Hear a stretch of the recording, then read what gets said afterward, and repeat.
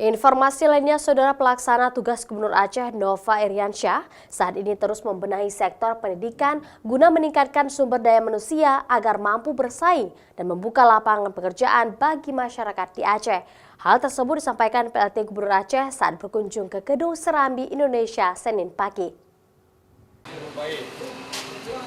Demi mengurangi tingkat kemiskinan dan pengangguran di Provinsi Aceh, pemerintah Aceh saat ini terus membenahi sektor pendidikan dan sumber daya manusia, baik pendidikan serta pengiriman sumber daya manusia ke sejumlah negara untuk belajar dan harapan nantinya mampu membuka lapangan kerja di Aceh.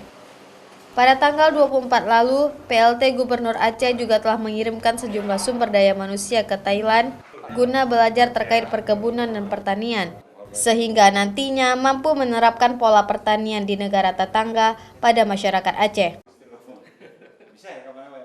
Kita mengejar peningkatan sumber daya manusia itu, penekanannya kepada pendidikan vokasional agar sesudah selesai pendidikan langsung bisa ikut pelatihan dan kemudian menciptakan lapangan kerja, bahkan bukan mendapatkan pekerjaan tapi menciptakan lapangan kerja.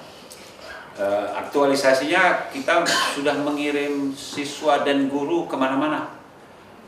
Sekarang yang lagi di luar itu ada di Jepang, guru, kira-kira 8 orang. Kemudian ada di, terakhir itu ada di Belanda untuk mobil listrik. Dan tahun lalu ada di Seattle untuk pesawat. Pelaksana tugas Gubernur Aceh mengakui saat ini salah satu kendala pemerintah Aceh sulit bersaing dan mengirimkan sumber daya manusia keluar untuk belajar dikarenakan bahasa yang paling dominan terkendala, serta anggaran terbatas yang dipusatkan setiap tahunnya.